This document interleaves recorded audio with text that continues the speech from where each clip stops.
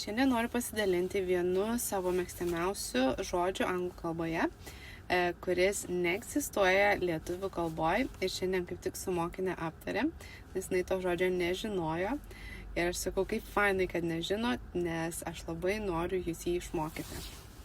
Tai anglų kalboje, kada norit paklausti žmogaus, ar jisai turi ar brolių ir sesių, to žodžio do you have any brothers or sisters nebūtina naudoti.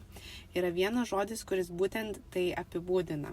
Ir jis yra siblings, bet lietuvių kalboje jo vertimo nėra. Tai manęs tada mokiniai dažnai klausia, tai kurį žodį gimtakalbiai daugiau naudoja. Tarkim, ar jie klausia do you have any siblings, ar jie klausia do you have any brothers or sisters. Aš šiaip pasakyčiau iš mano patirties, tai do you have any siblings dažniau yra vartojamas, kada norime paklausti, ar turime brolių ir sesių, vietoj sakyti do you have any brothers or sisters, bet visiškai priklauso nuo žmogaus. Bet prašau, žinokit tokį žodį ir būtinai naudokite savo žodyną, nes yra žymiai fainiau negu sakyti brothers and sisters.